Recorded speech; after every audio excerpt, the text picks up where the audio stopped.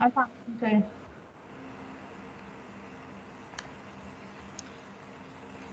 अस्सलाम वालेकुम।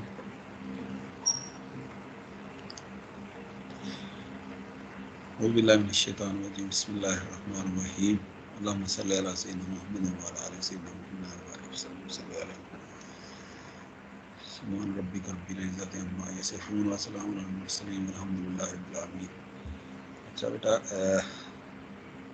आज हम इसके मेथड्स जो हैं उसके ऊपर हम डिप्रेसिएशन के जो मेथड हैं, कल हमने डिप्रेसिएशन पढ़ा था ना, तो आज हम वो डिस्कस करेंगे इंशाअल्लाह ताला आज के लेक्चर के अंदर। कल चूँकि हमने थोड़ी सी टर्मिनोलॉजीज़, मसलन डिप्रेसिएशन होता क्या है और बुक वैल्यू क्या होती है, साल्वेज वैल्यू क्या होती है, एक्सपेंसेस क्या होते हैं एक्सपेंडिचर के ऊपर, तो और इस तरह की जो है ना टर्मिनोलॉजी जो है ना हमने देखी थी कल। तो उसको हम जब तक ये हमारे स्टूडेंट तशरीफ़ लाते हैं हम थोड़ा सा इसको देख लेते हैं कि जी ये क्या चीज़ें हैं। ठीक है, बुक डिप्रेसिएशन। अच्छा, डिप्रेसिएशन जो होती है ना वो होती है कि decrease in the value of the physical property और asset with passage of time. ये होता है कि जी अगर फॉर एग्जांपल 10 साल अगर उसकी 10 साल उसकी अगर एज है, हमने फ़र्ज़ करें गाड़ी ख़रीदी है, तो हम उसकी जो है ना जी नेचुरल एज जो है ना 10 ईयर रखते हैं। 20 लाख की अगर गाड़ी है तो हर साल जो है ना हम देख लेते हैं कि अच्छा जी इसके अंदर जो है ना इसकी डिक्रीज इन प्राइस क्या होगी, तो वो हम अमूमन जो है ना जी वो कांस्टेंट रखते हैं। फॉर एग्जांपल हर साल हम जो है ना जी 1 लाख जो है ना जी उसकी अमाउंट जो है ना डिक्रीज करते हैं, तो इसका मतलब ये डिप्रेसिएशन जो है ना 1 लाख रफली होगी, तो वो 10 साल के बाद जो है ना जी उसकी जो वैल्यू रह जाएगी एसेट की, वो उसकी बुक वैल्यू रह जाएगी 10 साल के बाद। अच्छा, अगर हम 10 साल के बाद उसको सेल आउट करते हैं, इसको नीलाम करते हैं, मतलब ना सेल या तो सेल कर देते हैं, लेकिन कंपनियां जो है ना उसको ऑक्शन करती हैं, नीलाम करती हैं, तो ऑक्शन में बाज़-औक़ात 10 लाख वही वैल्यू जो है ना वो मिल जाती है, या 12 लाख भी मिल सकती है, या उससे कम भी मिल सकती है। ठीक है ना, वो जो वैल्यू होती है उसको कहते हैं साल्वेज वैल्यू, सैल्वेज वैल्यू। ठीक है, तो सैल्वेज वैल्यू जो है ना बाज़-औक़ात बुक वैल्यू से कम भी हो सकती है, ज़्यादा भी हो सकती है, और उसके बराबर भी हो सकती है। ये डिपेंड करता है कि वो एसेट जो है वो कितना जो है ना वो वियर टियर जो है ना वो उसका हो चुका है, ज़्यादा हो चुका है। बाज़-औक़ात देखिए ना, बाज़-औक़ात वो लोग जो हैं घरों में जो गाड़ियाँ रखते हैं, तो वो बड़ी जो है ना जी उसकी हिफाजत जो है ना वो करते हैं, तो 10 साल के बाद वो वही गाड़ी जो है ना वो ऐसे लग देती है जैसे ये बिल्कुल नई गाड़ी है। तो इसका मतलब उसकी साल्वेज वैल्यू जो है ना उसकी वो उस वक्त वो 15 लाख भी हो सकती है। तो इस तरह से लेकिन बुक वैल्यू जो है ना वो उसकी 10 लाख ही होगी, क्योंकि वो होता ही है कि जो कंपनियों की गाड़ियाँ होती हैं ना, तो वो उनकी पॉलिसी होती है कि 10 साल या जो भी पीरियड उनका नंबर ऑफ़ ईयर्स वो रखे होते हैं उसकी यूज़फुल लाइफ, तो वो जो है ना वो उसके ऊपर उन्होंने उसको ऑक्शन करना ही, मतलब ना उसको उसको आउटलेट करना ही करना होता है उसको। ठीक है, एक्सपोज करना ही होता है।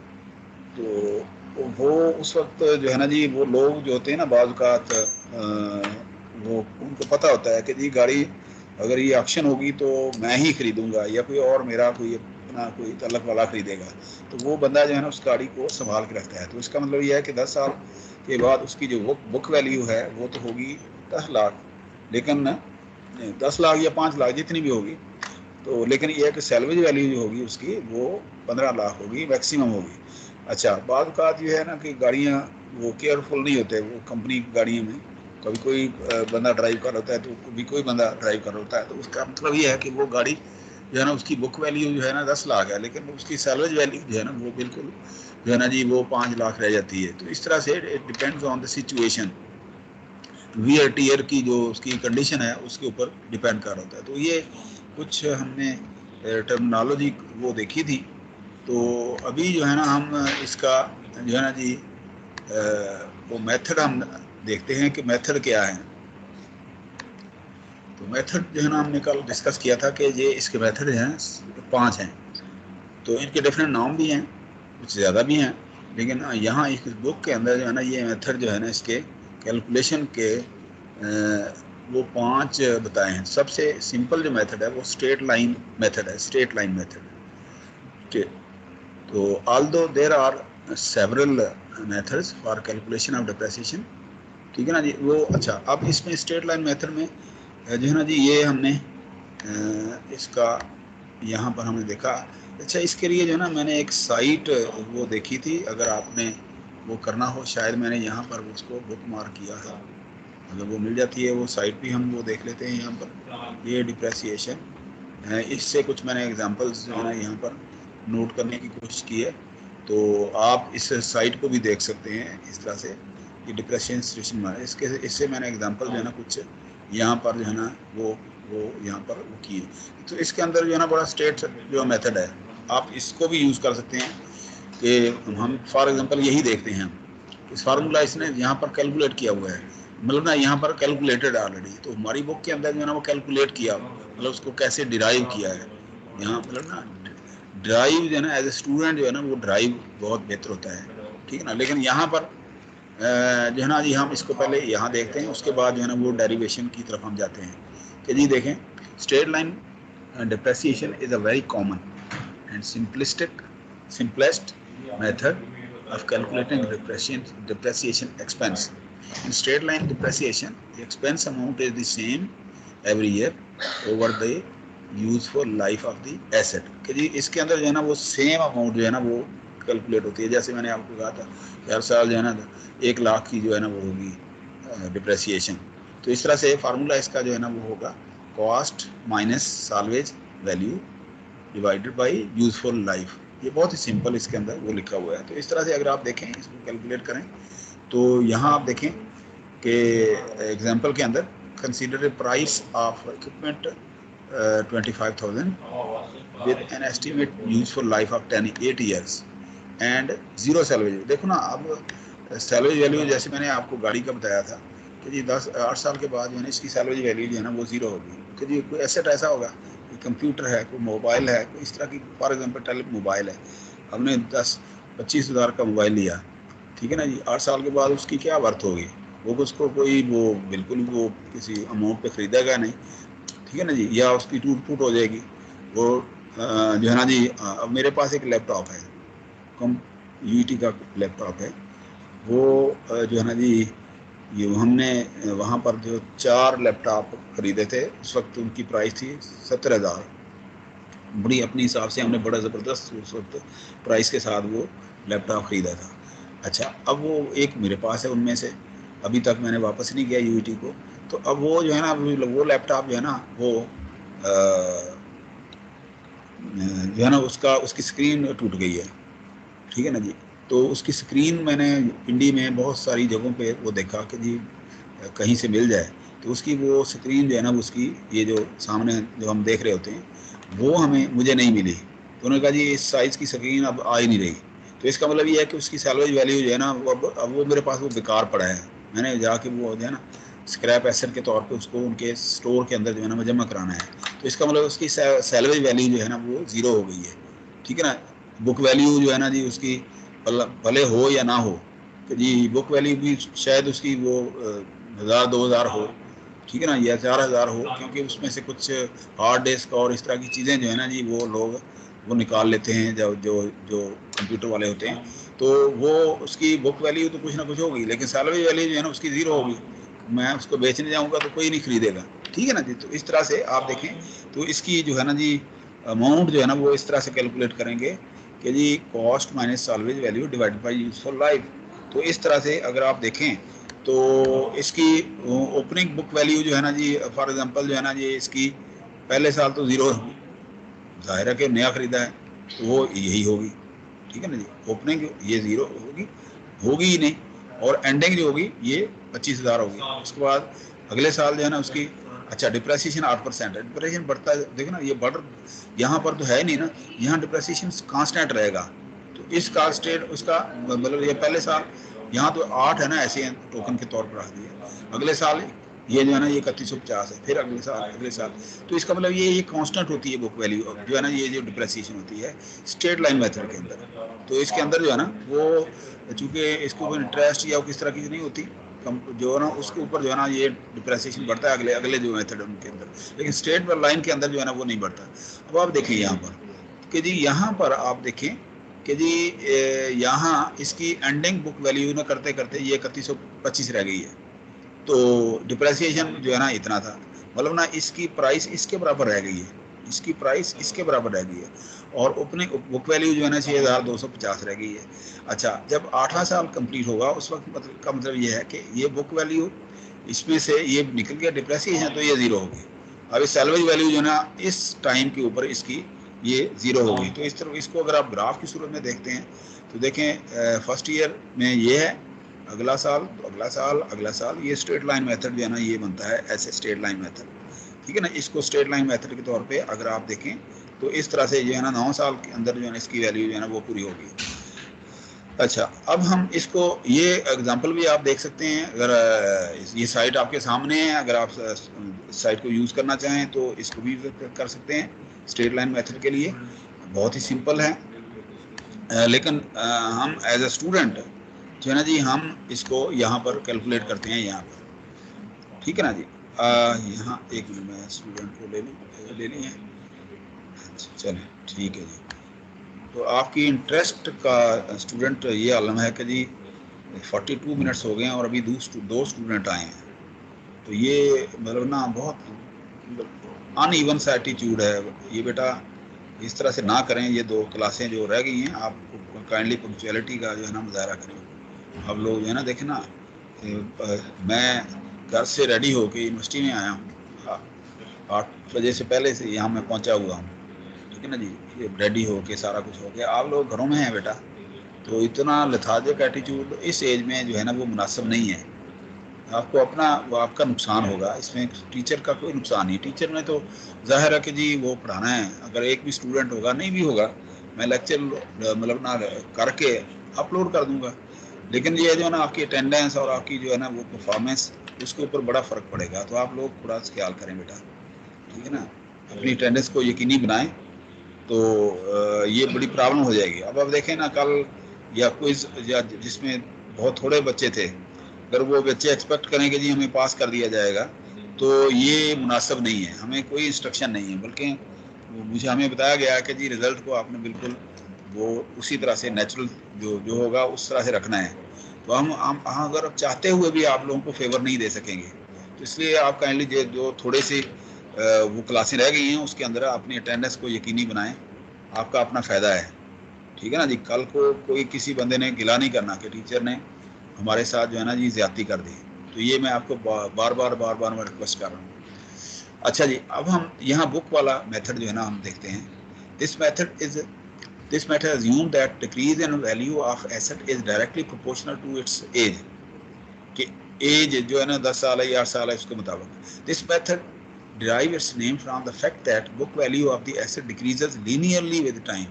linearly का मतलब ये पहले साल जितनी है उस साल अगले साल उतनी होगी, उससे अगले साल। आप देखें ना linearly का मतलब क्या है, linearly का मतलब ये है कि बिल्कुल linearly डिक्रीज हो रही है ऐसे स्ट्रेट लाइन के साथ, ठीक है। तो इस तरह से अगर आप देखें this method is widely used for computing depreciation cost owing to the fact that it is simple and gives uniform annual depreciation charges, ठीक है।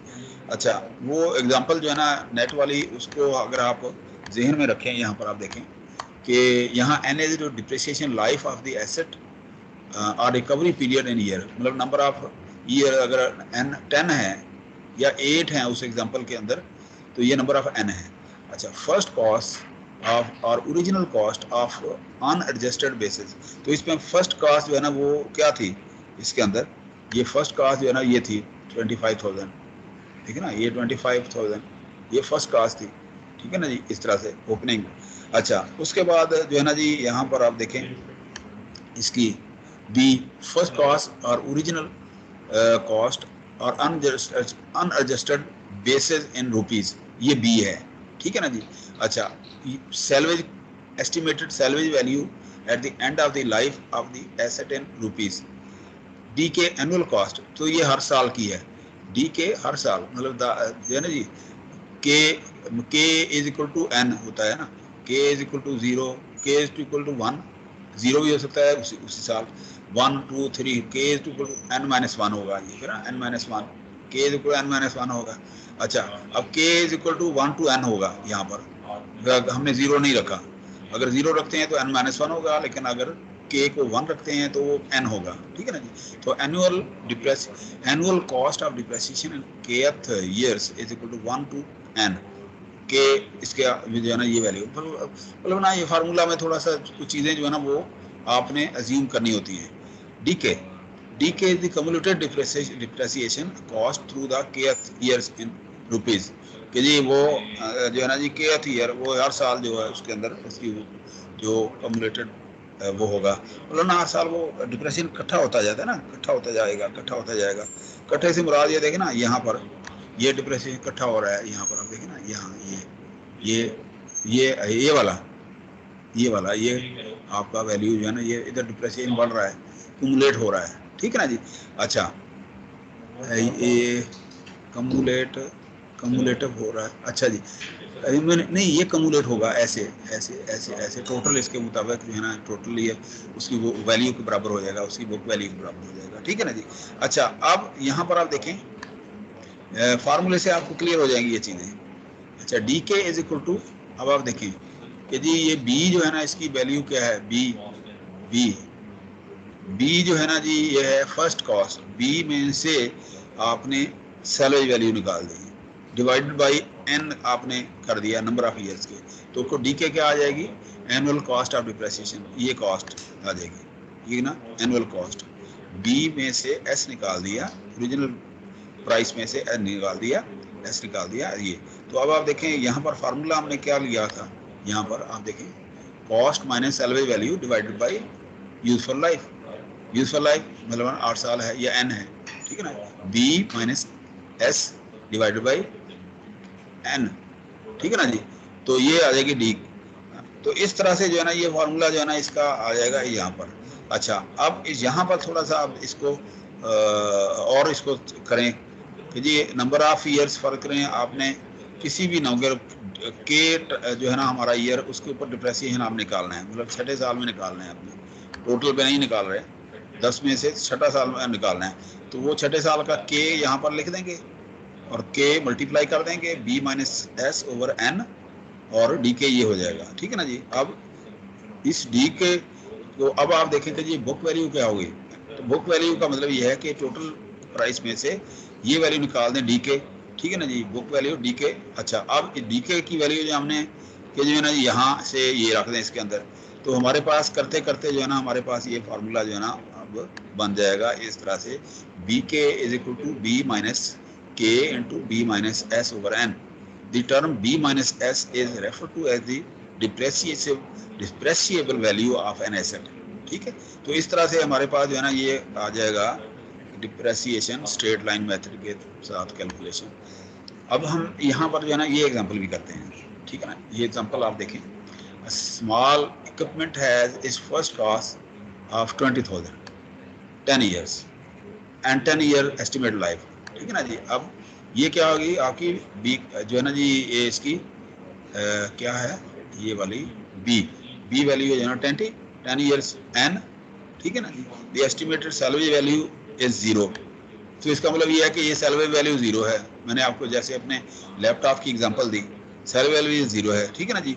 Eight the end of 10 years, 10 साल के बाद, calculate a depreciation cost during the 5th years, 5 जो है ना जी। अब 5 क्या है, के is equal to 5, k is equal to 5, cumulative depreciation cost through the 5th year and see book value at the end of the 5th year। अब आप वो कह रहे हैं कि ये निकालें। अच्छा, इसमें बहुत ही सिंपल मेथड है, ये बहुत ही आसान, तो जी b is equal to 20, n is equal to 10 year, s is equal to 0, ठीक है ना। डी इज इक्वल टू के 5 ईयर है, के 1 to 10 है, के 1 to 10 है, तो 5th ईयर के ऊपर आपने वो इसका निकालना है। तो क्या होगा, D S is equal to D five is equal to 20 minus 0 divide by 10, D five is equal to 2000, ये डिप्रेसिएशन 5वें साल जो है ना ये हो जाएगा इतना, ठीक है। अच्छा, उसके बाद जो है ना यूजिंग इक्वेशन 8.2 के ऊपर आप क्या करेंगे, जो है ना ये डिप्रेसिएशन जो है ना जी ये निकल आएगा 5 इंटू इतना इतना, तो ये हमारे पास 10 साल ये 10,000 हो जाएगा। अच्छा, उसके बाद ये है ना आपने ये बुक वैल्यू निकालनी है। बुक वैल्यू जो है ना 5 साल के अंदर क्या होगी, ये वाली होगी। ये बुक वैल्यू जो है ना ये 10,000 होगी, ठीक है ना। इस तरह से आपके पास फार्मूला ये निकल आएगा। तो उसके बाद जो है ना जी हम बहुत ही सिंपल मेथड है। उसके बाद एग्जांपल नंबर 8 कर लें। यहाँ पर एग्जांपल नंबर 8 में भी इसी तरह से है कि जी ये जो है ना जी एक company purchased small machine of for 1 lakh, ठीक है ना जी। Paid sale tax and shipping cost of 10,000, ये इसके ऊपर टैक्स आ गया। The installation cost is 5,000 and it is estimated, its estimated useful life is 5 years. This estimated salary value of the machine at the end of its useful life is 10,000. Calculate depreciation cost during the third year, cumulative depreciation cost through the third year, book value at the end of the third year, ठीक है ना जी। तो वो कुछ भी नहीं है, ये देखो ना B इज इक्वल टू ये वाली है गिवन, और प्लस जो है ना ये आपके पास ये टोटल जो है ना इसकी वैल्यू आ जाएगी आपके पास n, ये इसकी आ जाएगी B। अच्छा, D इस तरह से आप निकाल लेंगे। बहुत ही सिंपल है, बहुत ही सिंपल, बहुत। अच्छा, अब यहाँ पर जो है ना जी करने से पहले हम थोड़ी सी वो प्रेजेंटेशन को भी देख लेते हैं। प्रेजेंटेशन के अंदर जो है ना जी ये मैंने क्या किया आपका कि जी ये वही फार्मूला है, थोड़ी सी वर्डिंग जो है ना इसकी चेंज कर दी है, ठीक है ना जी, कि जी P/N, तो ये आपके पास आ जाएगा। तो ये एग्जांपल है, और इसी तरह से ये एग्जांपल जो है ना मैंने वहाँ से उठा दी है, जो आपकी नेट की एग्जांपल है, ये वही चीज़ है। तो आपके लिए आसानी पैदा कर दी है, ठीक है। तो अब हम चलते हैं दूसरे मेथड की, डबल डिक्लाइनिंग मेथड। बहुत आसान जो है ना ये है, बहुत ही आसान डिप्रेसिएशन का टॉपिक जो है ना वो होता है। अमूमन होता भी ऐसे ही है कि जी कोई भी आपने कोई वैल्यू यूजफुल वो निकालनी है उसकी, तो आपको अंदाज़ा हो जाएगा कि आपने कैसे उसके इकोनॉमिकल जो मेथडोलॉजी है ना वो कैसे उसके ऊपर लगानी है, ठीक है। अच्छा जी, अब हम इसके ऊपर चलते हैं, चाहे हम इधर से देख लें चाहे हम इधर से देख लें, ठीक है ना जी। पहले हम जो है ना जी अपनी जो है ना यहाँ से प्रेजेंटेशन से देखते हैं। Double declining method compared to other depreciation method, double declining balance depreciation results in a large amount expensed in earlier years. अच्छा, अब वो पहले साल में ना वो चूंकि नया होता है तो उसके ऊपर जो है ना वो ज़्यादा जो है ना जी वो एक्सपेंस जो है ना वो डाल देते हैं उसके ऊपर, ठीक है ना जी, ताकि वो नई चीज़ है ना बाद औक़ात वो ख़राब हो जाती है। कंपनी के लोग जो होते हैं ना वो केयरलेस यूज़ करते हैं, तो वो उनको डराने के लिए या उनको एक पॉलिसी होती है कि अगर किसी ने ये मशीन ख़राब कर दी तो उसकी रिस्पॉन्सिबिलिटी जो है ना वो उसके ऊपर होगी। तो वो फिर क्या होते हैं, वो केयरफुल होते हैं वो लोग कि जी ये इसको केयरफुली जो है ना वो हमें वो लगाना चाहिए, कि हाथ नहीं लगाना चाहिए। हमारे अमूमन ना जो टेलीफोन एक्सचेंजेस में ये होता था कि जी आपने इसके ऊपर कोई फिंगरिंग नहीं करनी, क्योंकि वो चल रही होती है और रेवेन्यू जो है ना वो जनरेट हो रहा होता है टेलीफोन एक्सचेंज के अंदर। तो वो इंजीनियर्स जो मेंटेनेंस के होते हैं ना उनको यही होता है कि जी आपने इसका ऑपरेशनल जो है ना प्रोसीजर जो है ना अडॉप्ट करना है। अगर कोई इसका जो है ना पार्ट या कोई कार्ड या कोई इक्विपमेंट का कोई वो कंपोनेंट ख़राब हो गया है तो आपने इन्फॉर्म करना है जो मेंटेनेंस कंपनी है, फाल्कनर ZT है, हवावे है, सीमेंस है, ठीक है ना जी, जिनके साथ हमारा एनुअल कॉन्ट्रैक्ट हुआ होता है, ठीक है ना जी। तो उनको इन्फॉर्म करना होता है, तो आपने खुद से कुछ नहीं करना होता। तो अगर करेंगे तो आपकी रिस्पॉन्सिबिलिटी होगी। तो इसलिए जो है ना वो पहले सालों के अंदर उसकी वैल्यू जो है ना जी वो जो है ना जी ज़्यादा रखी होती है, ज़्यादा होती है। तो ये उसके ऊपर डिप्रेसिएशन कैलकुलेट भी उसी तरह से होता है फिर। सो इसमें ये क्या कि compared to other depreciation method, double declining balance depreciation results in a large amount of expense in earlier years as opposed to the later years of an asset useful life. The method reflects the fact that assets are typically more productive in their early years than in later years also. the practical fact that any asset, think of buying a car, loses more of its value in the first few years of its useful life. With the double declining balance method, the depreciation factor is a 2x, 2 time that of the straight line method. तो ये ना 2x है, ये 2 time है, ठीक है ना। Depreciation formula of double declining method क्या है? Periodic depreciation expense is equal to beginning book value multiplied by rate of depreciation. तो इस तरह से आपके पास जो है ना ये फार्मूला आ जाएगा, ये वाला। अच्छा, अब हम ना बजाय इसके हम जो है ना अपनी वो बुक पे भी चलते हैं, क्योंकि वहाँ जो है ना आसानी हो जाएगी आप लोगों को, क्योंकि बुक जो है ना जो आफ्टर ऑल वो थोड़ी सी सिस्टमेटिक जो है ना वो लिखी होती है। यहाँ पर फार्मूला आपने ड्राइव करना है, इसलिए यहाँ आप देखें, this method is also known as the by the other names such as Matheson formula and the constant percentage method. In this method, it is assumed that the annual cost of depreciation is a fixed percentage of book value at the beginning of the year.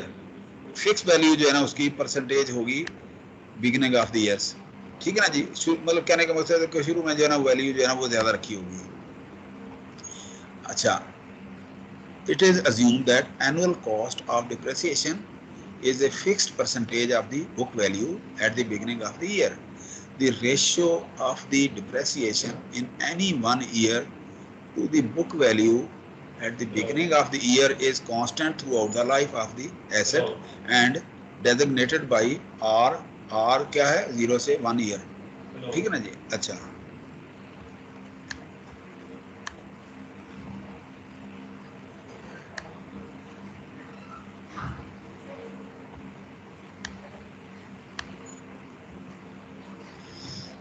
देखिए ना, ये जैसे हम अंदाजा करें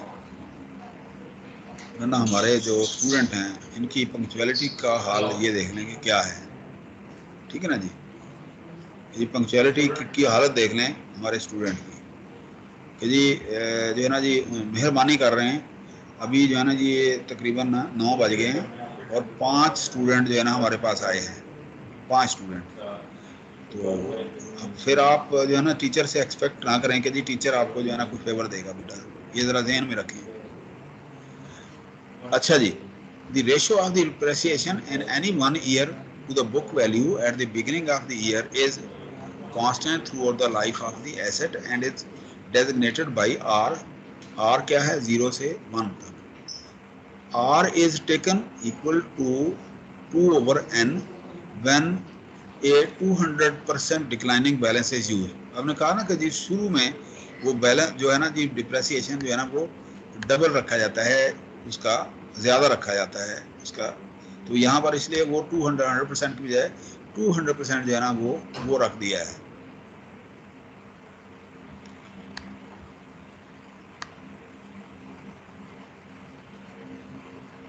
अब देखना ना हमारे स्टूडेंट कैसे तशरीफ ला रहे हैं। महानूर, महानूर जी सर, जी सर। बेटा देख लें आप 8:56 पे आपने कहा है कि ओके सर। जो मैंने मैसेज का जवाब दिया तो मैं पहले अच्छा ही अच्छा, तो वो साद आए हैं? सर साद जाहिद नहीं सर, साद सिद्दीकी नहीं आया। साद सिद्दीकी नहीं है, तो उन्होंने आगे कोई अपने एजेंट रखे हुए होंगे कि यार वो टीचर को देख के मुझे बताओ उनकी सिचुएशन क्या है ना? होता है ना, बड़े ब्रोकर जो होते हैं, बड़े डीलर जो होते हैं, बड़े ब्रोकर जो है ना आगे उन्होंने सब ब्रोकर रखे होते हैं कि जी बे मार्केट की जो है ना सिचुएशन, मार्केट की हेल्थ जो है ना वो चेक करके बताओ कि क्या रेट चल रहा है, कैसे चल रहा है। वो बड़े बड़े डॉन नहीं होते बड़े, ठीक है ना जी। जैसे जो है ना जी मुझे एग्जांपल तो नहीं देनी चाहिए, लेकिन अगर आप हैबिचुअल हैं तो देने में हर्ज भी कोई नहीं है। कि जरदारी साहब हैं, उनके आगे जो है ना उन्होंने मिडल मैन अपने वो जो है ना वो रखे होते हैं। अच्छा जी, वो अब उनसे ये कहो, उनसे फलां करो, ये सियासी पार्टियों में भी यही होता है, ठीक है ना जी। तो हमारा जो है ना ये अलमिया है और हमारा आवे का आवा ही बिगड़ा हुआ है। अब हम क्या करें, हम ठीक नहीं कर सकते। तो अल्टीमेटली क्या आता है, टीचर भी आपका, चूंकि वो भी आप में से ही है, वो भी आपका पार्ट एंड पार्सल है, वो भी वही हो जाता है, ठीक है ना जी। कोयले की कान में आके दूसरा बंदा जो है ना, सारे बंदे कोयला हो जाते हैं कोयले की कान में। अगर देखी है आपने कोयले की कान कभी? नहीं नहीं देखी? चलें, हाँ आप लोगों की इंटरेस्ट के लिए 2 मिनट के लिए मैं आपको बताता हूँ कोयले की कान जो है ना जी। मैं सरगोदा में रहा हूँ, तो वो वहाँ पर ना बड़ी बड़ी कानें हैं, बड़ी बड़ी, बहुत बड़ी बड़ी, एक कट्ठा सगराल। आप जाए ना इधर से पैल पदराड़, ये क्या कहते हैं, बलकसर से आप नीचे उतर जाएं तो वहाँ से ना पहाड़ी इलाका जो है ना शुरू हो जाता है, छोटी सड़क है, वो सरगोदा की तरफ जाती है आगे ना, जो जोराबाद खुशाब तक जाती है। तो पहले छोटे छोटे वो आते हैं विलेज, उसके बाद ना आता है आगे जो है ना जी पैल पदराड़। पैल पदराड़ पहला गांव है जो है ना जोराबाद डिस्ट्रिक्ट का। उसके बाद कट्ठा सिगराल है, तो उस एरिया के अंदर जो है ना कोयले की बड़ी बड़ी कानें हैं, बहुत बड़ी बड़ी। ऊपर से आपको छोटी सा दरवाज़ा नज़र आता है। अंदर आप जैसे जैसे अंदर जाएंगे ना, अंदर उन्होंने छोटी छोटी ना वो रेल गाड़ियाँ टाइप जो है ना, वो उसकी पटड़ी बिछाई होती है, और अंदर जो है ना 2-2 किलोमीटर तक अंदर जा रही होती है। वो लाइट शाइट का इंतज़ाम किया होता है उन्होंने, छोटी छोटी ट्राली टाइप जो है ना वो गाड़ियाँ होती हैं, ठीक है ना जी। तो वहाँ पर जो है ना वो होता है, तो उसके अंदर जो है ना वो जो है ना कान कुन जो है ना वो काम करते हैं। अच्छा, इसी तरह से खीवड़ा की कॉल वो है। खीवड़ा में एक दफ़ा हमें वो सूजा के जी हमारे, मैं वहाँ पर मेरी पोस्टिंग थी सरगोदा में पीटीसीएल में, तो हमने कहा चलें जी देखते हैं, फैमिली के साथ चले गए, खीवड़ा में चले गए। खीवड़ा में हमने जो है ना जी वो छोटे छोटे कार्ट टाइप जो है ना वो अंदर जाती हैं। अंदर जा एक तकरीबन 1 किलोमीटर अंदर जाके ना वो खीवड़ा की कान में अगर जाए ना, नमक की कान है वो, हम चले गए अंदर। अंदर चले गए, बड़े शौक से चले गए, ठीक है ना जी। तो अंदर जो है ना उन्होंने नमक की एक मस्जिद बनाई हुई है, कोई इस तरह की चीज़ें बनाई हुई हैं, बड़ा वो लाइट शहर। तो अचानक जो है ना वो लाइट बंद हो गई। अच्छा, अब लाइट बंद हो गई जब, तो हम में से किसी को ख्याल आ गया, अच्छा यार ये अगर खुदा न खास्ता ये पहाड़ गिर पड़ा तो क्या होगा। अच्छा, अचानक सबके ज़हन में यही ख्याल आ गया। अब वो जनाब दम घुटना शुरू हो गया, ऊपर से बिजली बंद। अच्छा, अब सारे जो है ना कहें कि भागो यहाँ से, वो बच्चे भी साथ थे, तो तो हमने वो भागना शुरू किया जनाब बाहर की तरफ। 8-10 लोग थे हम। वो चलते चलते चलते आए, 1 किलोमीटर का फासला वो आता ही ना, तो वो ऐसे जैसे नहीं वो जान भी बनी हुई है और हम निकल रहे हैं, अंदर घुटन का एहसास, क्योंकि ऑक्सीजन भी कम होती है, ठीक है ना। तो वो भाग भाग भाग के बड़ी मुश्किल से जो है ना वो लाइट आनी शुरू हुई, और अल्लाह का शुक्र अदा किया कि या अल्लाह अब हम निकल गए, तो कभी भी इस कान की तरह जो है ना वो रुख नहीं करेंगे, ठीक है ना जी। तो ये होती है इस तरह की सिचुएशन। अब हमारा मुल्क भी जो है ना वो खेवड़ा जो है ना कि नमक की कान और कोयले की कान बना हुआ है, तो एक ठीक है ना जी, जो इसके अंदर बंदा आता है वो नमक ही हो जाता है। अब आप देखें कि जी जो है ना जी कितनी के परेशानी वाली बात है कि जिस दिन क्विज होता है उस दिन भी जो है ना हमारे स्टूडेंट जो है ना वो आते हैं और फिर वो फेवर मांगते हैं। आप यकीन करें 38 रोल नंबर हैं। जैना जी क्या नाम है, इरफान साहब तशरीफ लाए हुए हैं, नहीं आया अभी, है ना। अच्छा, अब वो जो है ना जी मैंने आप लोगों के वो देख रहा हूँ आजकल ना मिड के पेपर, मिड की जो असाइनमेंट है, ठीक है ना जी। तो आप लोगों की तो अभी मैं ना सारी इकट्ठी की हैं, लेकिन मैं ओबी का रिजल्ट कोशिश कर रहा हूँ बनाने का। तो उसमें से बहुत सारे स्टूडेंट जो है ना हमारे, वो मैं देख रहा था कि जी उन्होंने क्या किया, मेरे लेक्चर इकट्ठे किए यहाँ से, ये प्रेजेंटेशन वगैरह से इधर उधर से, उसके ऊपर उन्होंने जनाब लगाया वो क्या कहते हैं कोई वो सॉफ्टवेयर, और वहाँ से जो है ना वो लिखाई बनाई जनाब, जैसे आप लिखते हैं वो जैसे नहीं आप लिखते, क्या कहते हैं उसको, वो लिख के और करके जनाब क्वेश्चन नंबर 1 क्वेश्चन नंबर 2 उसके अंदर वो डाला, और डाल के वो बड़ा बेहतरीन जो है ना जनाब वो तैयार हो गया हमारे पास वो वाला, कि जी अब जो है ना जी ये हमारा असाइनमेंट जो है ना तैयार हो गई। अच्छा, अब वो समझ रहे हैं कि जी टीचर ने कौन सा वो देखना होता है कि जी ब्लैक पेन से लिखा हुआ है या रेड पेन से या ब्लू पेन से लिखा हुआ है। अच्छा, एक स्टूडेंट की मुझे शक पड़ गई। अच्छा, जब मैंने वो देखा तो वो उस माने लगाया हुआ था वो वाला। अब वो जो है ना जी, मैं बड़े बराबर, अच्छा उसकी मुझे पता नहीं चलना था, क्योंकि हैंड राइटिंग वही होता है ना जो आप लिखते हैं, जैसे आप लिखते हैं, किसी का कुछ खत होता है हैंड राइटिंग। तो वो पता चला कि जी वो एक आध क्वेश्चन जो है ना उसको नहीं आता होगा या वहां पर मिला नहीं होगा, ठीक है ना जी। अब उसने क्या किया, वो क्वेश्चन हाथ से कर दिया, और हाथ से आपको पता है कि फिर जो है ना कैसा हैंड राइटिंग होता है, तो वहां से वो पकड़ा गया।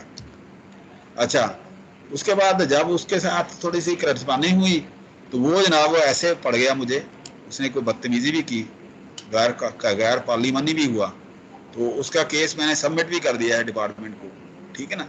तो जो है ना जी कि जी ये मेरे साथ ये किया है, फलां किया। स्टूडेंट जो है ना वो समझते हैं कि जी ये टीचर जो है ना उनके बाप का नौकर है, ठीक है ना जी। वो टीचर जो है ना वो उनका गुलाम है, जबकि ऐसे नहीं होता। टीचर उनका बाप की तरह ही होता है, गुलाम नहीं होता, ठीक है ना जी। तो उसको उनको थोड़ा चाहिए। अच्छा, कल फिर मैंने एक स्टूडेंट का इसी तरह का पेपर देखा, तो उन स्टूडेंट साहब ने भी यही किया हुआ था, ठीक है ना जी। अब देखे ना जी कितना अलमिया है, कितनी ज्यादती है कि जी आप लोग टीचर का वो मटेरियल उठाते हैं, उठा के उसको जो है ना सॉफ्टवेयर के अंदर डालें, और वो बेहतरीन खुशखत हैंड राइटिंग जो है ना जैसे हाथ से लिखा हुआ निकाल के आप ले आए। टीचर जैसे अंधा आता है, तो ये इस तरह का एटीट्यूड अगर होगा तो टीचर से आप क्या एक्सपेक्ट करेंगे बेटा। ये लेकिन आप लोगों का पेपर, मिड का पेपर मैंने अभी नहीं देखा, इसलिए इंस्ट्रक्शन है कि जी हाथ से आपने सॉल्व करना है, और उसकी जो है ना स्कैनिंग करनी है, स्कैनिंग करके ताकि प्रेफरेबली आपने ब्लू पेंसिल बाल पॉइंट जो है ना वो यूज़ करना है, ठीक है, ताकि पता चले कि जी वाकई ओरिजिनली आप लोगों ने ये हाथ से सॉल्व किया हुआ है। तो इस तरह से हमारे स्टूडेंट जो है ना वो करते हैं, और फिर अगर कोई उनके साथ कोई कोई वो बात करे तो वो ये टीचर ठीक नहीं है, ठीक है ना। तो एक स्टूडेंट की तो मैं ना तबीयत साफ करूंगा, उसको बताऊंगा कि जी कैसे जो है ना जी ये टीचर को ब्लफ करते हैं, और टीचर को फिर कैसे वो टीचर के साथ बदजुबानी करते हैं, उसको तो मैं एग्जाम्पल बना के जाऊंगा यहाँ से, ठीक है ना जी। तो बाकी बेटा ये देखे ना जी, हम लोग आप लोगों के लिए हैं, बिल्कुल। टाइम से पहले यहाँ आए होते हैं, आप लोगों की रिस्पेक्ट में कोशिश करते हैं कोई कमी ना आए। लेकिन अगर कोई बिगड़ा नवाब अगर आ जाए, तो वो उस बिगड़े नवाब का फिर इलाज जो है ना ये जो मैं बता रहा हूँ वही होता है, दूसरा इलाज नहीं होता, ठीक है ना जी। या ये है कि टीचर अगर खुदा न खास्ता इस तरह का हो, वो तो फिर बर्दाश्त कर लेता है, लेकिन अगर टीचर स्ट्रेट फॉरवर्ड हो तो उससे थोड़ा सा फिर बच्चों को भी सोचना चाहिए, ठीक है ना। इसलिए बेटा आप लोग थोड़ा सा ख्याल किया करें। आप देखें ना, ये अभी 9:08 हो गए हैं, और मेरे ख्याल 35 स्टूडेंट हैं, और उसमें से आप 7 लोग मौजूद हैं यहाँ पर, और टेक्निकल कोर्स है ये। इकोनॉमिक्स जो है ना इतना आसान कोर्स नहीं है जितना आप समझ रहे हैं, ठीक है ना।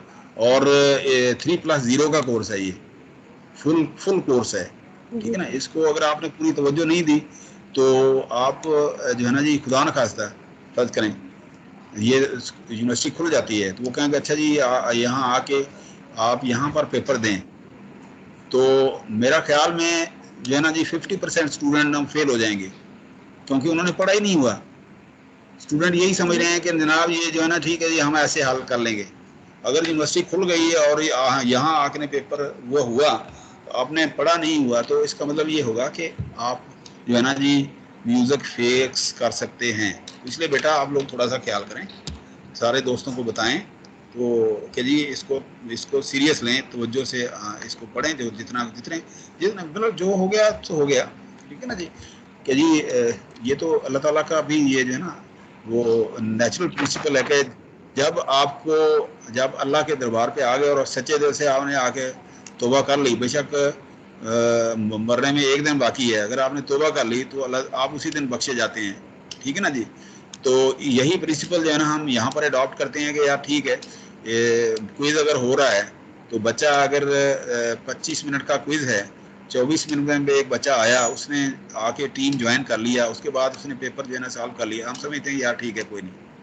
लेकिन अगर वो 25 मिनट गुजरने के बाद कहीं आगे वो करता है तो उसकी तो माफ़ी कहीं भी नहीं है बेटा, ये थोड़ा सा ख्याल करें इस चीज़ का, सारे दोस्तों को समझाएं कि जी इस तरह से नहीं है। हम तो जो है ना जी सोचते हैं कि ये हमारी कौम है, हमारी नस्ल है, हमारा मुल्क है, हमारे मुल्क के बच्चे हैं, ठीक है ना जी। एक भी बच्चा अगर सही हो गया तो उसका जो है ना जी सदका जारिया जो है ना वो टीचर को मिलता है। ठीक है ना, ये हम तो ये सोच के जो है ना ये हम तो इस पेशेंट के साथ जो है ना कोशिश करते हैं। ठीक है ना जी, तो आगे आप लोगों की मर्जी है बेटा। अच्छा जी, दोबारा से हम आते हैं इसके ऊपर, हम अपना वक्त ज़ाया नहीं करते। तो यहाँ पर आप देखें, R is taken equal to 2/9 when a 200% declining balance is used. This gives the rate of recovery twice the straight line rate of 1/n, and the declining balance method is known as a double declining balance method. तो के जी वो हम क्या करते हैं, straight line से double जो है ना वो रिकवरी करते हैं। हमने वो प्रेजेंटेशन के अंदर भी ये देखा कि शुरू के दिनों में आप डिप्रेसिएशन उसका ज़्यादा काट रहे होते हैं, और मैंने एग्जांपल भी दी थी। ठीक है, similarly R is equal to 1.5/n if 150% declining balance method is used. अब आपको समझ आ गई होगी ना कि जी शुरू के सालों में, शुरू का जो पीरियड है उसमें आप मैक्सिमम जो है ना उसका डिप्रेसिएशन वो कैलकुलेट कर रहे होते हैं। ठीक है ना जी, मतलब 200% या 150% या जितना भी आपने करना है, ठीक है ना, 300%, इस तरह से आप कर रहे होते हैं। अच्छा, फार्मूला में आप देखें, first for the first year R is equal to D over BV, book value जो है ना D ओवर D क्या था, D जो है ना यहाँ से अगर भूल जाए आपको तो यहाँ आप दोबारा देख लें, D क्या है, D is equal to annual cost of depreciation, annual cost D के इन kth ईयर्स, कि जी K अगर जो है ना आपका पहला साल है या दूसरा साल है, ठीक है ना, और अगर आपके 5-10 साल में से पहला या दूसरा साल है K Dth, ठीक है ना जी। तो इस तरह से आप जो है ना यहाँ पर आप देखें d k is equal to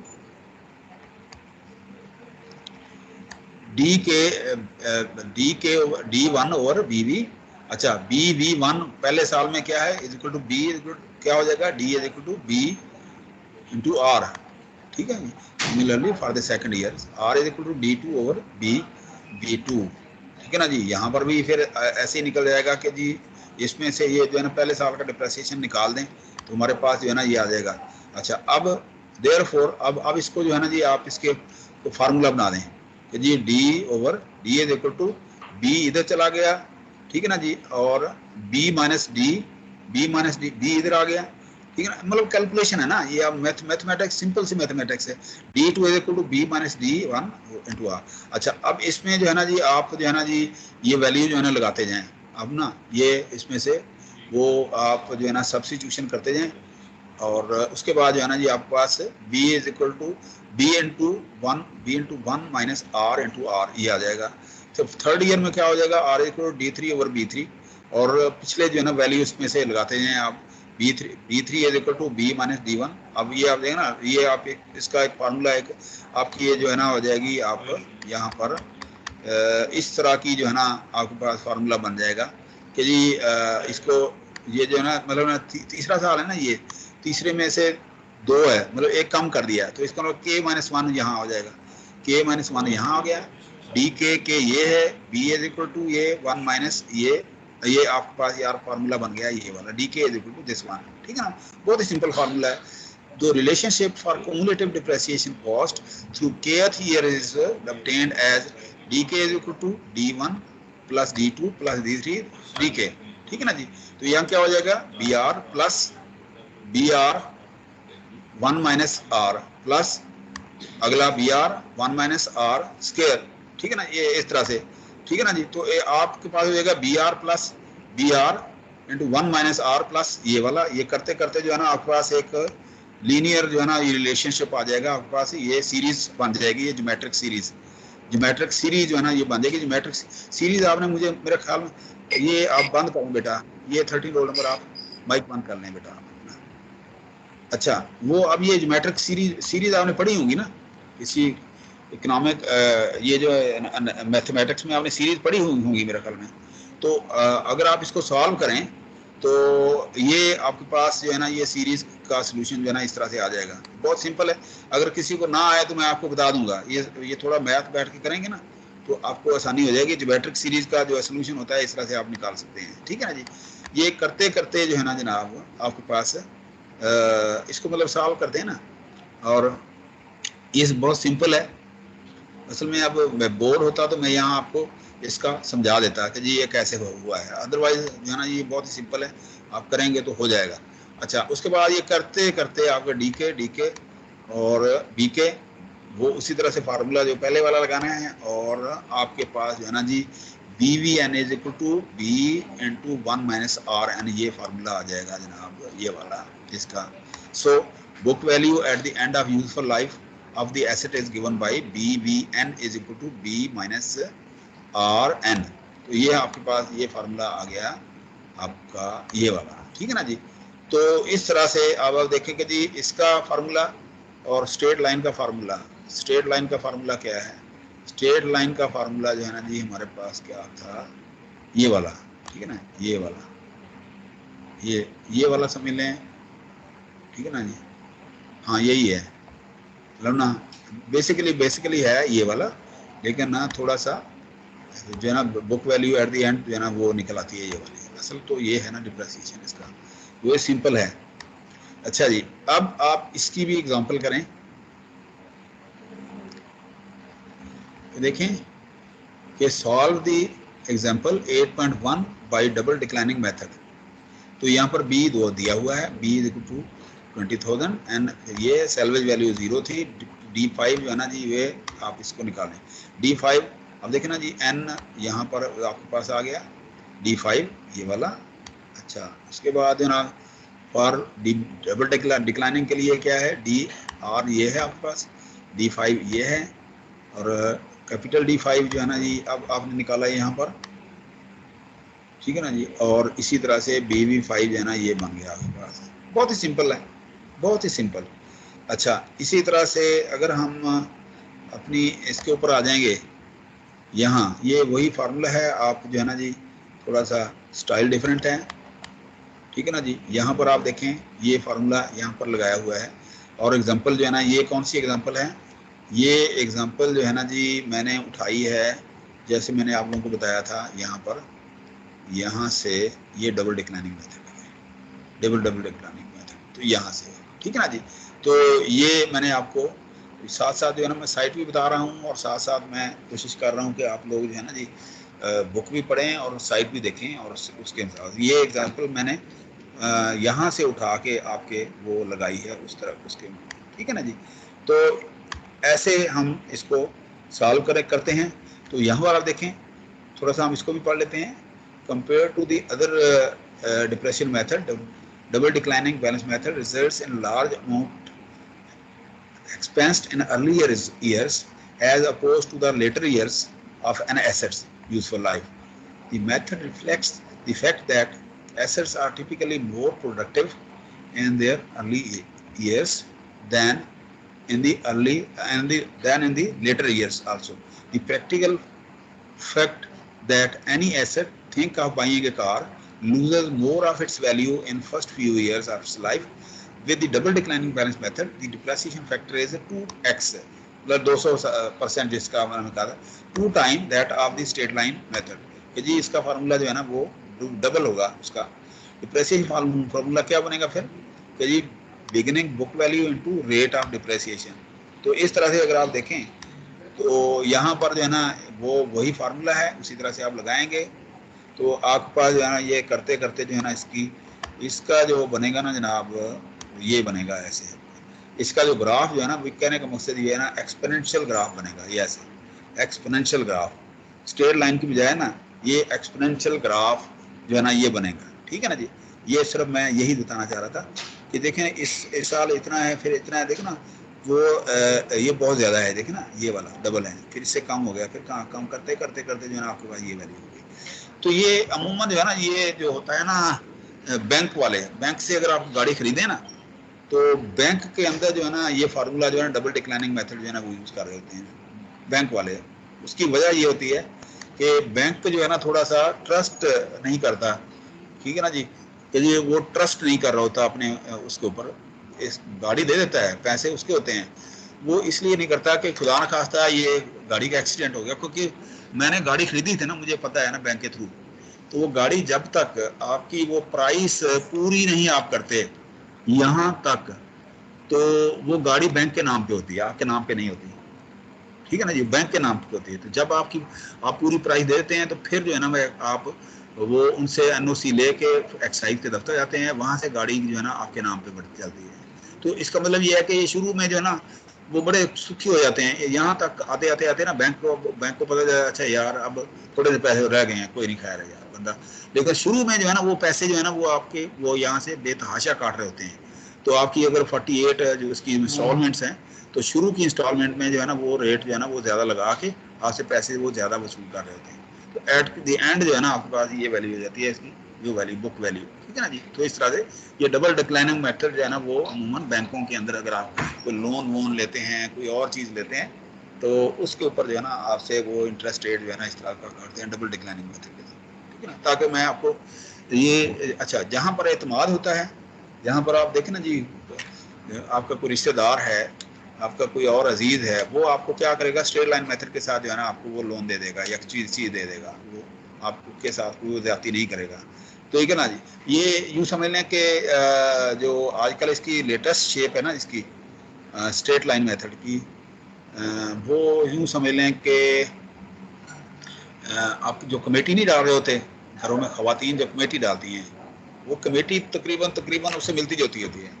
कि देखें फर्स्ट जो जो जो पहला जो होता है ना, जो एडमिन होता है, जो कमेटी का एडमिन होता है, जिस तरह आप ये ना व्हाट्सएप ग्रुप क्रिएट करते हैं या एडमिन होते हैं, तो कमेटी का भी वो एडमिन होता है।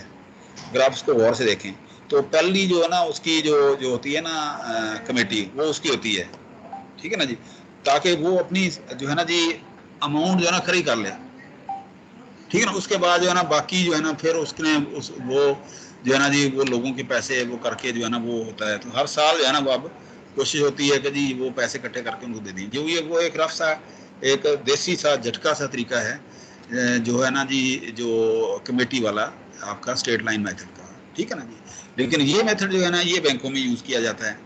अच्छा अब आते हैं हम यूनिट ऑफ प्रोडक्शन मेथड, कि जी प्रोडक्शन होगी तो आपका वो इंटरेस्ट कटेगा, और जो है ना जी नहीं होगी तो नहीं कटेगा, ठीक है ना। तो इस तरह से आप देखें कि जी वो डिपेंड करता है, बाद वो कंपनियां जो है ना अपनी गुडविल बनाने के लिए क्या करती हैं कि जी वो पैसे जो है ना मार्केट के अंदर फेंक देती हैं, कि जी वो चीज़ों लोगों को चीज़ें जो है ना वो दे देती हैं, और उसके बाद जो है ना जी वो क्या होता है उसका थोड़ा सा इंटरेस्ट कंपनी जो है ना बाद का अपनी गुडविल बनाती है, कि आप समझते हैं कि देखिए जी वो ये जो है ना हमें जो है ना ये बहुत ज़्यादा फेवर दे रहे हैं, वो फेवर नहीं दे रहे होते, वो अपनी मार्केट जो है ना वो डेवलप कर रहे होते हैं। जब मार्केट डेवलप हो जाती है, देखें ना अगर आप इसी ग्राफ से आप देखें कि देखें ना ये आप पहले थोड़ा सा कटा के ये जो दरमियान में जब आपका एतमाद आपके ऊपर आपका बन गया उनके ऊपर, देखो ये यहाँ पर वो पंजाबी में छोटे ला देते हैं, ठीक है ना। ये दरमियान में आके ये यहाँ पर आके जो है ना अपने पैसे ग्रुप खा रहे, तो वो आप समझते हैं कि नहीं जी यार ये ठीक नहीं, यहाँ आप देखें ना डिप्रेसिएशन जो है ना ये बढ़ गया, एंड के ऊपर पे थोड़ा हो गया, ठीक है ना जी। तो यहाँ आपका एतमाद जो है ना वो बना रहे होते हैं। तो इसका मतलब ये है कि यूनिट ऑफ प्रोडक्शन डिप्रेसिएशन, ये बाद का फेवर दे रहे होते हैं ना, वो जो जो माल उठाते हैं ना आपका, तो आपने नया नया अपना जो है ना कोई वो नए नए इन्वेस्टर हैं, तो आपने क्या किया, आपने इन्वेस्टमेंट कर दी, आपके कस्टमर नहीं है आपके पास, तो आप फेवर दे रहे होते हैं। तो आप इसका मतलब ये है कि आप बहुत कम अमाउंट जो है ना वो उसकी काट रहे होते हैं, और पैसा आपका मार्केट के अंदर पड़ा होता है, ठीक है ना जी। आस्ता आस्ता फिर आप जो है ना जब आपका एतमाद बढ़ जाता है आपका वो लोगों के ऊपर, और कस्टमर बेस भी बढ़ता है, तो उसे उसके बाद जो है ना जी आप जो है ना जी उसका फिर आपको फायदा हो जाता है, मतलब ना आपको फायदा होना शुरू हो जाता है। अच्छा अब जो है ना जी हम जो है ना यहाँ पर ये कौन सा मेथड था, ये जो है ना जी अब हम थोड़ा तीसरा मेथड यहाँ बुक के मुताबिक पढ़ते हैं कि sum of the years digit method, sum of the year digit method, हम इसको फिलहाल इसको पढ़ते हैं, ठीक है ना। पढ़ने तो सारे हैं लेकिन फिलहाल हम इसको देखते हैं, sum of the years digit method. The annual depreciation cost for a given year by the SYD method is obtained by taking the product of SYD depreciation, production ही है ये वाला factor that for that year and difference between unadjusted basis and the salvage value of the asset at the end of its useful life. In order to compute SYD depreciation factor for any year, use the following steps. उसमें आप देखें कि list the digits corresponding to the number for each year of life in reverse order. Compute the sum of these digits. Divide each number of the reverse order list by the sum to obtain SYD depreciation factor for each year of life of the asset. For example, for an asset having a useful life of 6 years, SYD depreciation factor are below. अच्छा, अब देखें यहाँ पर, आप देखें year 1 2 3 4 digit क्या है कि ये डिजिट इन रिवर्स ऑर्डर है, मतलब ना पहले को आपने छठा कर लिया रिवर्स ऑर्डर, ये वाला कि जी आपने 6 डिवाइड बाई 21 से 5 4, और अब ये देखना इस हिसाब से आपने इसको कैलकुलेट किया और फार्मूला वही लगाया आपने जो वाला है आपका पिछले वाला, एनुअल कॉस्ट ऑफ डिप्रेसिएशन। तो जहाँ पर जो है ना के है n माइनस के हो जाएगा आपका, ठीक है ना जी, वो n जहाँ n है n माइनस के हो जाएगा, n है n माइनस के हो जाएगा या n प्लस 1 हो जाएगा। तो इस तरह से आपके पास BV के इज इक्वल टू ये आपके पास फार्मूला हो गया। और आपने मतलब इसमें फ़र्क क्या है, फ़र्क ये है कि आप पहले साल से शुरू कर रहे थे ना वो, लेकिन इसमें आपने आखिरी साल से शुरू करना है, ठीक है ना जी। देखें ना जी, जो काम आप पहले साल से कर रहे थे वो आपने आखिरी साल में करना है, आखिरी साल में आपने फेवर देनी है 6/21, ठीक है ना जी। और दूसरे साल फिर इस तरह से ये इस तरह से आपके पास हो जाएगा ये वाला, ठीक है। तो इस तरह से आपके पास ये वैल्यू आ गई। अच्छा, अब ये एग्जाम्पल 8.2 जो है ना वैसे इस तरह सॉल्व करें, ठीक है ना। अच्छा जी, आएँ जी, तशरीफ़ लाएँ, तो 4 तशरीफ़ लाइए जनाब। अच्छा जी, तो इस तरह से आप देखें कि ये आपके पास आ जाएगा B equal to 1,15,000 N 5 year, s salary value 10,000। तो आप तीसरे साल में जो है ना डिप्रेसिएशन निकालें और किस में निकालें, और इसका ये टोटल कम्युलेटिव डिप्रेसिएशन और बुक वैल्यू जो है ना क्या होगी तीसरे साल ये होगी। तो फार्मूला उसी तरह से आप लगाना है, कुछ भी नहीं है, आपने ये करने के बाद जो है ना यहाँ आपने आ जाना है ये इसके ऊपर, ठीक है ना जी। इसी तरह से अगर आप यहाँ देखें कि डबल डिक्लाइनिंग मेथड जो है ना यहाँ पर है कोई डबल डिक्लाइनिंग मेथड, यहाँ ये सम ऑफ द ईयर डिप्रेसिएशन ये वाला था ना हमारा, सम ऑफ द ये सम ऑफ द था ना हमारा, सम ऑफ द ईयर्स ये था ना, सम ऑफ द ईयर्स। तो यहाँ आप देख लें sum of the year digit method is one of the accelerated depreciation method. A higher expense is incurred in early years and a lower expense in the later years. कि जो काम जो depreciation आप पहले साल में निकाल रहे हैं स्ट्रेट लाइन से या उससे पहले दूसरे वाले थे, ठीक है ना जी, तो वो ही काम जो है ना जी वो आप 6 ईयर वाला जो है ना पहले साल में निकाल लेते हैं, ठीक है ना, ताकि आप अपने पैसे खड़े कर लें, उसके बाद जो है ना अगले सालों में फिर आप सुखी हो जाते हैं, ठीक है ना जी। ये बिजनेसमैन जो है ना वो मन ये इसी तरह के काम करते हैं। अच्छा, in the sum of the year digit depreciation method the remaining life of an asset is divided by sum of the years, बोला ना हर अगले साल जो है ना वो जो है ना जी वो सम ऑफ द ईयर्स के साथ वो कर देते हैं, डिवाइड कर देते हैं सम ऑफ द ईयर के साथ, ठीक है ना सम। अच्छा, अब आप देखें, अच्छा इसमें ना एक मिनट मुझे थोड़ी सी गलतफहमी हुई है, देखें ना जी 6 5 11 11 4 15 15 3 18 18 2 20 और 21, ये 21 कौन से ये वाले हैं, देखें बेटा 21 ये वाले हैं, ठीक। अच्छा, आप में से कोई ये बताए, ये जो मैंने पॉइंट किए हैं आपको अंदाज़ा हो गया ये आप में से, ताकि मैं ये ऐसे हो गया जी कोई आप जाग भी रहें कि नहीं, जो मेरे पास मेरा एसेट तो आप है ना बेटा, 10 लोग हो गए, आप 10 लोग मेरा एसेट हैं, ठीक है ना जी। तो आप में से कोई स्टूडेंट जो मैंने अभी बात की है मुझे वो बता सकते हैं कि जी ये मैंने क्या बात की है, ये वाली SYD मेथड जो है ना कोई स्टूडेंट मुझे थोड़ा सा बता सकते हैं ताकि मुझे अंदाज़ा हो जाए ना कि ये जो मैं पढ़ा रहा हूँ या जो बात कर रहा हूँ वो सही भी है या नहीं है। हाँ जी बोलें, कोई कोई स्टूडेंट वॉलंटरीली आप बात करें बेटा, वॉलंटरीली, कोई परेशानी वाली बात नहीं। अगर गलत भी कह देंगे तो कोई मसला नहीं है बेटा। अल्हम्दुलिल्लाह, सॉरी। तो आप में से कोई बंदा है नहीं बंदा, वरना मैं खुद से बात कर लूँगा। मानूर जी बताइए सर। बेटा। जी सर। सीआर की हैसियत से आप, मतलब सीआर हमेशा फंसता है। सॉरी सॉरी बेटा। तो ये मैंने बात की थी, ये मुझे समझाया थे बस थोड़ा सा। जी सर। सर इसमें ये है कि फर्स्ट ईयर 1 में जो है आपके पास जो ऑर्डर रिजर्व ऑर्डर हैं वो 6 हैं, और उसका और ये टोटल जो रिवर्स ऑर्डर है वो 21 बन रहे हैं। तो इसका हाँ जो जी डिप्रिसिएशन फैक्टर है वो आपका reverse order divided by total number of digits होगा, हाँ सम ऑफ डिजिट्स होगा। इसी तरह सेकेंड ईयर में 5 रिवर्स ऑर्डर हैं तो वो डिप्रिसिएशन उसका फैक्टर 5/21 हो जाएगा। फिर इसी तरह 4 है तो 4/21, 3 पे 3/21, फिर इसी तरह कंटिन्यू हो रहा है। ठीक है।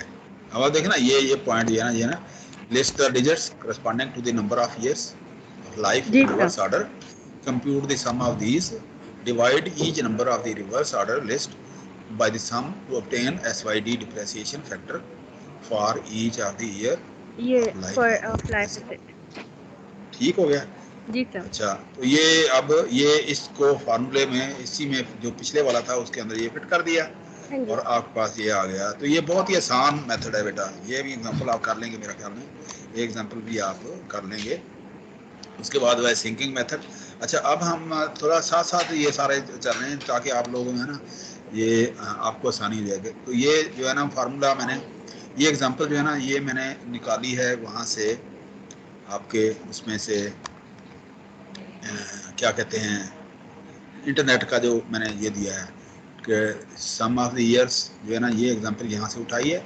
यहाँ ये टेबल जो है ना ये बनाने का फायदा ये हो गया ना, देखे ना जी कि जी ईयर आपके पास ये आ गया 1 2 3 अप टू 8, रिमेनिंग ईयर आप देखना ना रिवर्स ऑर्डर में ये आ गए ये वाली, ठीक है ना जी। ओपनिंग बुक ये वाली आ गई और डिप्रेसिएशन ये आ गया और अब बस।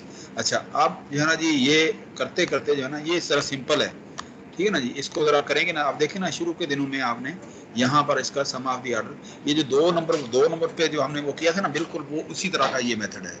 ये जो है ना बैंक ने आपके जो है ना जी पहले वो पैसे खड़े कर लिए, ये इतना डिप्रेसिएशन ये काटा, फिर ये काटा, फिर करते करते जो इतना रह गया, अब एंड के ऊपर वो कोई परवाह नहीं है बैंक को भी। जो पहले वाला मेथड नहीं था, ये वाला ये देखना, ये डबल डिक्लाइनिंग मेथड, ये बिल्कुल लोग उससे मिलता जुलता है, ठीक है ना जी। तो ये जो है ना ये मार्केट में यूज करते हैं लोग।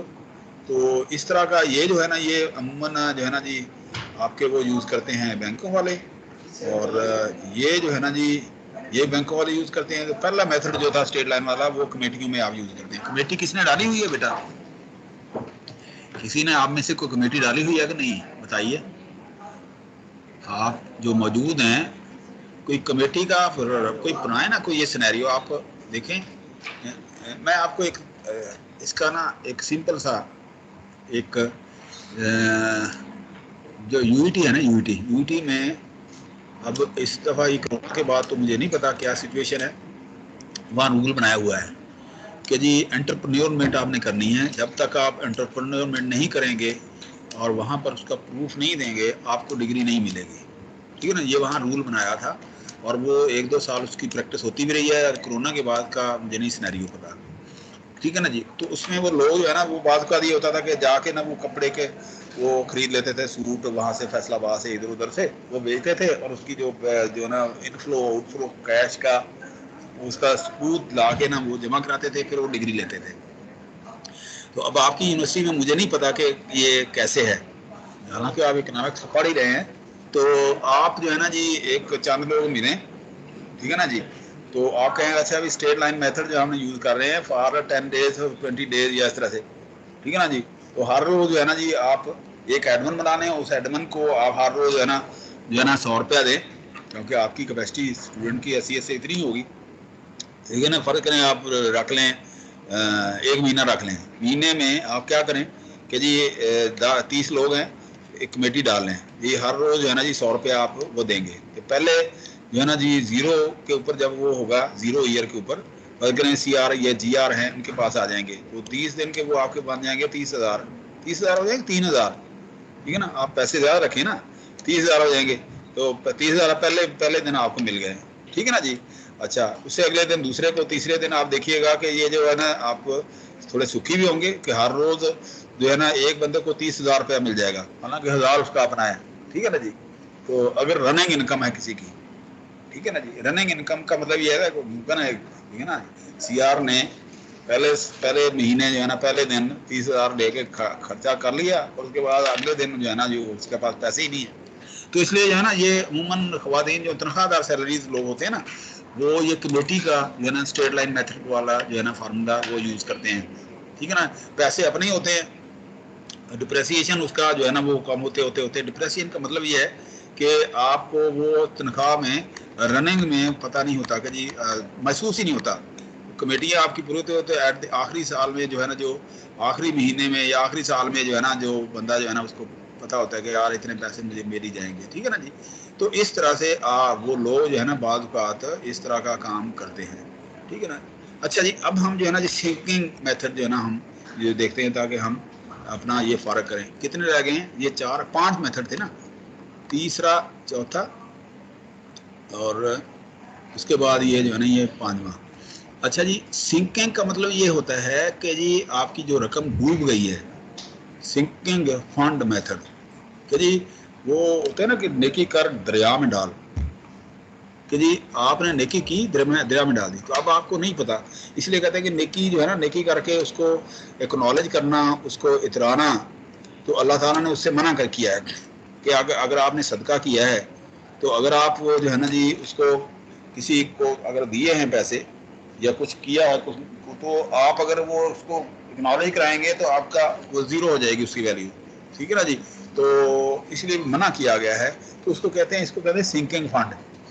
क़यामत वाले दिन जो है ना सिंकिंग फंड आपके जो है ना, जब आपके हरे होंगे वहाँ पर आपको पैसे उसके मिलेंगे या इसका रिवार्ड मिलेगा, तो आप हैरान रह जाएंगे।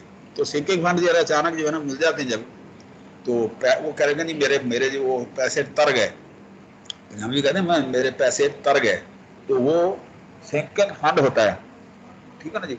तो अचानक मिल जाए, तो उसके लिए जो है ना ये मेथड डिप्रेसिएशन का यही होता है कि आप जो है ना जी देते रहें सदका, इस हाथ से दें, बाएं हाथ को सदके का पता ना हो, इसीलिए कहते हैं, ठीक है ना जी। ताकि आखिर में अल्लाह ताला ने देखे ना कैसा नेचुरल सिस्टम अल्लाह मियां ने बनाया इंसान के अपने बंदे के लिए, कि जी ये उसकी अनजाने में अगर कोई वो नेकी करता है, वो भी अल्लाह 10 गुना करके या 70 गुना करके, या जिस तरह भी उसका मेथड है, अल्लाह ताला का मेथड तो कहते हैं ना खुदाई वंड, इसी को खुदाई वंड कहते हैं, ठीक है जी। तो यहाँ हमने थोड़ा सा इसका तरीका बनाया हुआ है कि सिंकिंग मेथड कैसे है। So in this method, it is assumed that the funds required to replace the asset accumulates in a sinking fund. By sinking fund means that each year depreciation is charged, that the future worth of all depreciation and salvage becomes equal to the unadjusted basis. The total fund accumulated in the sinking fund plus interest on it up to any given time is assumed to be equal to the total depreciation cost up to that year. With this method, a uniform yearly deposit can easily be calculated if the estimated life salvage value and interest on the sinking fund are known. अच्छा, मैं इसकी example आपको थोड़ी देता हूँ कि जी ये जो अस्करी होम होते हैं ना, फॉरन जो आर्मी में लोग होते हैं ना, ये ज्यादा इनके यहाँ को चलता है, या जीपी फंड जो होता है आपका, जब सरकारी मुलाजम में ना जीपी फंड होता है, उसके ऊपर इंटरेस्ट जो होता है तो वो भी इसी तरह से होता है। तो देखे ना, गवर्नमेंट आर्मी में गवर्नमेंट आपसे वो फौज जो है ना आपसे पैसे वो आपकी तनख्वाह के साथ काटती रहती है, आपको फील नहीं होता।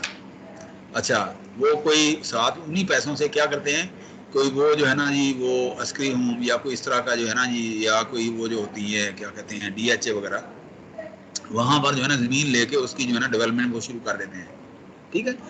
अच्छा, 5 साल के बाद 10 साल के बाद जो है ना जी वो क्या करते हैं, आपको अलॉटमेंट लेटर जारी कर देते हैं कि जी फलां अस्करी होम के अंदर आपका फलां विला जो है ना ये आपका रेडी होगा, ठीक है ना जी। तो उसकी डिप्रेसिएशन भी वो निकालते रहते हैं साथ साथ। तो जब आप रिटायरमेंट होगी आपकी, तो ये बहुत अच्छा, ये बहुत ही खूबसूरत हमारी फौज का, ये मैं इसलिए अपनी आर्मी को सैल्यूट करता हूँ और सलाम करता हूँ इनको कि जी ये इंसान को रिटायरमेंट के बाद भी नहीं छोड़ते। जबकि दूसरे महकमे हैं ना, PTCL ये दूसरे वो रुथलेस महकमे होते हैं, तनख्वाह पेंशन भी नहीं बढ़ती, ठीक है ना। मेडिकल भी वैसे ही बस वो होता है, कोई ये सीनियर सिटीजन वाला जो है ना प्रिंसिपल नहीं है वगैरह वगैरह, तो इस तरह से। लेकिन आर्मी में वो जो है ना इस तरह का चीज़ें जो है ना वो बहुत ज़्यादा केयरफुल जो है ना वो रहते हैं कि जी ये अभी तक जो है ना जी, ये देखें ना जी, मिलिट्री हॉस्पिटल है या दूसरे है, उसके अंदर AFIC है, उनकी वो उसी तरह से वो डिग्निटी जो है ना वो सरकारी मुलाजम की या फौजी की बरकरार रहती है, ठीक है ना। सिंकिंग फंड तो ये होता है, इसको कहते हैं सिंकिंग फंड, कि आपको पता ही नहीं है, तो अचानक जब आपको उसका रिवार्ड मिलता है तो आप परेशान भी खुश हो जाते हैं, मतलब ना हैरान को हाथ तक आप खुश होते हैं, ठीक है ना। तो ये इसका मसला होता है। अच्छा, depreciation cost of any year is subsequently obtained by adding annual deposits and accumulated interest for that year. For an interest rate of I%, the following relationships are used to calculate depreciation cost and book value of the asset. तो अब आप देखें कि जी यहाँ पर आप देखें कि जी B और आखिरी साल की जो सैलवेज वैल्यू वो उसके अंदर plus future worth of depression till nth year, कि जी वो सम ऑफ वो जो है ना इसकी वो कैलकुलेट कर लेते हैं, ठीक है ना। कैलकुलेट करने के बाद क्या है आपके पास से, तो ये जो है ना ये इसके अंदर से ये वाली B जो है, इसमें से ये ना S plus D plus D 1+I, मतलब देखें ना इंटरेस्ट उसका वो क्यूमुलेट हो रहा है साथ साथ, ठीक है ना जी। D इंटू 1+I², तो करते करते जो है ना IN ये n-1 हो जाएगा, ठीक है ना जी। तो वो आखिरी साल से 1 साल कम। अच्छा, आखिरी साल में तो आपको पेमेंट करनी है ना आपको। अच्छा, उसके बाद इसके ऊपर आप सीरीज लगा दें, ये फार्मूला लगा दिया ये वाला, ठीक है ना जी। फार्मूला लगाने के बाद आपने इसको थोड़ा सॉल्व कर लिया, और सॉल्व करने के बाद आपके पास आ गया फुला D = B - S, और ये रेट जो है ना जो आपने चौथे चैप्टर 5 में पढ़े हैं ये वाले, ठीक है ना जी। अच्छा, तो इसका मतलब ये हुआ कि जी depreciation first year D, second year D ये वाली हो गई, थर्ड ईयर में ये आ गई, फोर्थ ईयर में ये आ गई, केथ में ये आ गई, ठीक है ना जी। इस तरह से आपके पास total depreciation throughout the kth year is, तो ये आपके पास फार्मूला आ गया ये वाला, ठीक है ना जी। तो अब आपने इसको सॉल्व किया, इसके ऊपर आप देखें कि जी अच्छा सब्स्टिट्यूटिंग, फिर आपने वही वो वाले मेथड लगा दिया जो आप पहले लगा रहे थे, ये वही है ना। अच्छा जी, अब आपने इसी एग्जांपल को करना है इससे कि जी solve example 8.1 by sinking fund method taking I = this interest लेना ये वाला आपके पास, ठीक है ना। B = 20 years, N = 10 years, ठीक है ना। S = 0, I = 8%। तो 5वें साल के अंदर D इसका क्या है और ये क्या है और B भी क्या है, इस तरह से आपको फार्मूला आ गया। पहले मतलब ना 5 साल में ये आ गया, और उसके बाद जो है ना ये वाला टोटल क्यूमुलेटिव क्या आ गया, और ये यहाँ पर जो है ना बुक वैल्यू 5वें साल के अंदर ये क्या आ गई, ठीक है ना जी। और आपके पास ये फार्मूला आ गया। अच्छा, अब जो है ना जी सिंकिंग मेथड मेरा ख्याल है कि ये इसके अंदर नहीं है, इसके अंदर नहीं है ये सिंकिंग मेथड, क्योंकि ये बात वो नहीं ना वो करते हैं ये, ठीक है ना। इसके अंदर सिंकिंग मेथड वो नहीं है। अच्छा, इसके अंदर अब जो है ना जी ये फार्मूला ये जो है ना जी समरी। अच्छा, अब इसके अंदर जो है ना जी ये अगर आप देखें यहाँ पर जो है ना इसने ये समरी बनाई हुई है कि जी straight line, double declining method, units production method और ऑफ द ईयर मेथड, ये करके उसके बाद यहाँ पर आप देखें ये बुक वैल्यू के आप यहाँ पर कंपेयर कर लें। ये नेट का मैंने इसलिए फ़ायदा उठाया है यहाँ पर कि जी आपको पता हो कैसे ये निकालते हैं। तो ये स्टेट यहाँ पर आप देखें बुक वैल्यू इसकी। अब यहाँ देखें कि पहला साल, दूसरा साल, 8 साल है आपके पास, तो अमाउंट ये बढ़ रही है। तो स्ट्रेट लाइन मेथड कौन सा हो गया, ये वाला हो गया, ठीक ठीक है ना जी। डबल डिक्लाइनिंग मेथड जो है ना, ये ब्लू वाला, ये वाला हो गया, ठीक है ना, ये वाला, ठीक है ना जी। और यूनिट मेथड ये कौन सा हो गया, ये वाला हो गया, ठीक है ना जी। और SYD मेथड कौन सा हो गया, ये वाला, ठीक है ना।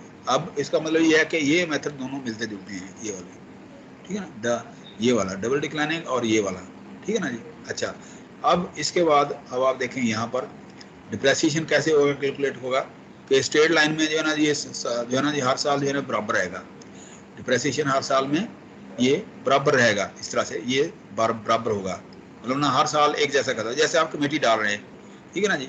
तो डबल डिक्लाइनिंग वाला ये होगा, SYD ये होगा, ये तकरीबन इस तरह से होंगे, ठीक है ना जी, क्योंकि ये एक्सपोनेंशियल जो है ना डिक्रीज हो रहा है। और यूनिट वाला ये वाला है, देखिए ना जी, यहाँ पर शुरू में उसको यहाँ पर थोड़ा ऐड, और आगे जाके जो है ना पैसे को ज़्यादा कट रहा है, और यहाँ से फिर वो जो है ना सुखी हो जाएंगे, और यहाँ से आपको यहाँ इस तरह का ग्राफ आपको मिल जाएगा ऐसे, ठीक है ना जी। तो ये यूनिट वाला मेथड होगा, ठीक है ना। तो इस तरह से जो है ना जी आप यहाँ से इस साइड को एज ए गाइडलाइन यूज कर सकते हैं। अच्छा, अब हमारे पास रह गया जी आपके पास एक मेथड जो है ना ये वाला छोटा सा, तो जी इसको खत्म करते हैं। This method assume that depreciation cost of an asset is based on service that will render during the useful life. Depreciation for any period is computed on basis of service that has been rendered during that period. If B is equal to first cost or original cost or unadjusted basis, S is equal to estimated salvage value at the end of the life of that of the asset rupees. Y is equal to maximum capacity of service of asset during its useful life. Y is equal to quantity of service rendered in a period. Then the depreciation is computed per unit of service rendered as given below. ठीक है ना जी। Depreciation ये simple सा है, B minus S over Y, ठीक है ना। Depreciation for Y unit for Y unit of service in a period, B minus S over Y, ठीक है ना जी। अच्छा, इसमें आप देखें कि जी small equipment has a first cost इतनी and a 10-year estimated life. Estimated salvage value of the equipment is 0 at the end of 10 years. It is expected that the equipment will be used for a total of 10,000 hours over a period of 10 years. ठीक है ना जी। अच्छा, in the 5th year of operation the estimated usage is 100 hours, 600 hours, and cumulative usage by 5 years is 6,000 hours, ठीक है ना जी। If the depreciation is based on use of hours, determine depreciation cost during the 5th year, cumulative depreciation cost throughout the 5th year, book value at the end of the 5th year. तो आप ये मेरे ख्याल में सबसे आसान है depreciation, तो ये फार्मूला है, और ये देखने में ये जो है ना जी बहुत कॉम्प्लिकेटेड लग रहा है, लेकिन आपने सिर्फ जो है ना जी यहाँ पर इनमें वैल्यू डाल देनी है और आपने इसको सॉल्व कर लेना है, तो ये बहुत ही आसान है। तो ये आपको मेरे ख्याल में कोई मसला नहीं हुआ होगा। बस प्रॉब्लम में आप देखें, ये ज़रा जहन में रखिएगा, ये सवाल आ सकता है, चूँकि जो आसान है मैं कोशिश करूँगा तो कहीं ना कहीं ये सवाल आपके पास आपको आ जाए किसी को क्विज़ के अंदर, और फाइनल में भी आ सकता है। इसलिए आप देखें, define depreciation, what are the reason for computing depreciation, distinguish between book value, book depreciation, tax depreciation, book value, market value, ठीक है जी। तो इसमें जो है ना जी ये कुछ इसमें बस देख लीजिएगा, अगर सिर्फ एग्जांपल भी आप कर लेंगे तो मुमकिन है आपका ये मामला बड़े बेहतरीन तरीके से आप सॉल्व कर लें, ठीक है ना जी। ये कुछ एग्जांपल आप देख लीजिएगा अगर आप कर सकते हुए, ठीक है ना जी, उसके मुताबिक। तो अगले जो है ना क्लास के अंदर हम पढ़ेंगे economic evaluation of public sector projects, 9 chapter, ठीक है ना, इंशाल्लाह ताला। ठीक हो गया। तो इसमें जो है ना जी यहाँ पर अगर आप देखें, यहाँ मैंने ये वही चीज़ें हैं, ये पीछे की तरफ मैं आ रहा हूँ, ये स्ट्रेट लाइन, और आगे आप देख लें बहुत ही आसान है, इसमें कोई ख़ास चीज़ नहीं है। कुछ एग्जांपल इसमें भी हैं, इसकी भी एग्जांपल आपने देखनी है, तो आपको आसानी से यहाँ पर मतलब ना आपने प्रेजेंटेशन वाली एग्जाम्पल भी देखनी है और बुक वाली देखनी है और खास तौर ये नेट वाली जो है ना ये इसको भी आप देखना है, ठीक है। तो अगर बेटा किसी का क्वेश्चन हो तो मुझे बताइए। अगर किसी को कोई मसला है, बहुत ही आसान ना ये आज का एरिया था, तो अगर आप लोगों को कोई समझने में कोई दुश्वारी हुई हो, अगर आपको कोई मसला हुआ हो तो काइंडली आप मुझे बताइए कि तो काइंडली ये अच्छा आप ये बताएं कि जी ये सेमेस्टर कब एंड हो रहा है आप लोगों का, किसी को पता है सेमेस्टर कब एंड हो रहा है बेटा? क्योंकि एक क्विज हमारा रहता है, एक असाइनमेंट, ठीक है ना जी। तो हमने 4 वो करने हैं, कोशिश करनी है। एक असाइनमेंट जो सेकंड असाइनमेंट हमने दी थी ना, वो कुछ एग्जांपल वो दी थी, वो किस तरह से सॉल्व की, वो मैं देख रहा हूँ कि जी उसको हम कैसे वो लें। तो मुमकिन है एक आध असाइनमेंट फालतू हम कर लें, लेकिन ये है कि मैं उसको देखता हूँ कि 4 ही अगर हैं तो कोई ऐसा मतलब थे, क्योंकि उसका सलूशन उसको इवेलुएट करना मुश्किल हो जाता है, रिजल्ट बनाना मुश्किल हो जाता है। इसलिए मेरे ख्याल में 4 क्विज और 4 ही असाइनमेंट होंगी। और मैं कोशिश कर रहा हूँ बेटा आप लोगों का रिज़ल्ट जो है ना जी एटलीस्ट जो है ना जी ज़्यादा नहीं तो मिड का रिज़ल्ट जो है ना इसी हफ्ते के एंड तक मैं आप लोगों को दे दूँ, या अगले लेक्चर तक जो है ना आप लोगों को दे दूँ बेटा, ताकि आप लोग तसल्ली से आप लोगों को पता चले ना कि आपने क्या किया हुआ है, क्या कर रहे हैं आप लोग, ठीक है ना। तो मैं कोशिश कर रहा हूँ, पहले मैं ओबी वालों का वो बना रहा हूँ और उसके बाद आप लोगों का रिजल्ट जो है ना फाइनल करूँगा। और रेस्ट एश्योर किसी के साथ जो है ना नाइंसाफ़ी नहीं होगी बेटा। और दूसरी बात यह है कि एलएमएस के ऊपर रखने से पहले मैं हर स्टूडेंट के साथ कोशिश करूँगा कि रिज़ल्ट जो है ना डिस्कस करूँ, ताकि आप लोगों का अगर कोई मसला है, आप लोगों की कोई रिजर्वेशन है, तो 1 to 1 जो है ना उस स्टूडेंट्स के साथ, मेरे बच्चे हैं बेटा, आप लोग सारे बच्चे, और इस एज में आप लोग बात, ये एज का तकाजा है ना, तो किसी से कोई गलती हो जाती है तो टीचर का दिल बड़ा होना चाहिए बेटा, ठीक है ना जी। तो दूसरी बात यह है कि फिर हम CR से डिस्कस करेंगे। तो अगर किसी का किसी जेन्युइन रीज़न के साथ जो है ना वो मिस हो, जेन्युइन रीज़न, ये नहीं है कि देखना यहाँ हम देख लेंगे ना, अटेंडेंस देख लेंगे, हमारे पास जो है ना जी अटेंडेंस जो है ना ये हम चेक कर लेंगे कि जी अटेंडेंस जो है ना इसके मुताबिक अगर वो बच्चा जो है ना जी वो रेगुलर है क्लासों के अंदर, वो स्टूडेंट, और उसका किसी जेन्युइन रीज़न की वजह से क्विज जो है ना वो आपका वो रह गया है, ठीक है ना, वो नहीं दे सका, तो वो उसकी हम जस्टिफिकेशन कोई ना कोई बना के हम वो दोबारा से वो क्विज ले सकते हैं, ठीक है ना जी। लेकिन अगर वो आपसे कहेंगे जी एंड के ऊपर जो है ना वो क्विज वो आपका बहुत सारे रहते हैं या इस तरह से, वो फिर मामला ख़राब होगा, वो सही नहीं होगा, ठीक है ना जी। तो कोशिश करें बेटा जो क्लासें रह गई हैं उनमें आप लोग पंक्चुअल थोड़ी सी आप अपनी जो है ना हाज़िरी को यकीनी बनाएं, ठीक है। Thank you very much. इंशाल्लाह ताला नेक्स्ट वीक हम मिलते हैं और उम्मीद है कि मैं रिज़ल्ट आप लोगों का लेके आऊँगा। नेक्स्ट वीक हम डिस्कस करेंगे, कोशिश करेंगे, उम्मीद है इंशाल्लाह ताला, और एटलीस्ट मिड वाले पेपर का, ठीक है। कोई क्वेश्चन अगर किसी का हो, कोई क्वेश्चन हो तो बताइए बेटा किसी का, अगर नहीं है तो बस हम छुट्टी करते हैं, ठीक है। अगर क्वेश्चन है तो मुझे बताएं, अगर किसी का क्वेश्चन है, किसी के जहन में सवाल आ जाता है ना कि जी कोई भी क्वेश्चन हो बेटा, आप जो है ना मुझे बिला झिझक जो है ना आप मेरे साथ शेयर कर सकते हैं, ठीक है। और दूसरी बात यह है कि अगर कोई जेन्युइन आपकी रीज़न है, आप मेरे साथ टेलीफोन पे भी बात कर सकते हैं, लेकिन ना बहुत ही वो पार्लियामानी वो उसके अंदर रह के, ठीक है। क्योंकि बेटा ये जो है ना जी कोरोना जो जो इरा है इसका, इसके अंदर आपकी भी मजबूरियां हैं, हमारी भी मजबूरियां हैं कि कहीं पर नेट का भी इशू है, कहीं का और मसले हैं, बहुत सारे मसाइल होते हैं, ठीक है ना जी। तो इसलिए जो है ना वो अगर आपका कोई जेन्युइन इशू हो, मैं कोशिश भी कर लेता हूँ बाद अपने, मैं लिबर्टी लेता हूँ अपने CR GR से भी बाद ऑफ आवर्स में भी बात कर लेता हूँ, इसके लिए मैं माजरत खा हूँ। मैं CR GR के बाद के साथ ऑफ आवर्स के अंदर उनके पर्सनल टाइम के अंदर मैं बात कर लेता हूँ, उसके लिए मैं माजरत चाहता हूँ, ठीक है ना जी। क्योंकि बाद का ज़रूरत पड़ती है, ठीक है ना। तो इसलिए, लेकिन ये है कि आप भी बात कर सकते हैं अगर आपका कोई इशू हो बेटा, ठीक है। थैंक यू वेरी मच, बहुत शुक्रिया। इंशाल्लाह ताला अगले हफ्ते मुलाकात होगी। अल्लाह हाफिज़। अल्लाह हाफिज़। हाफिज़। अल्लाह हाफिज़।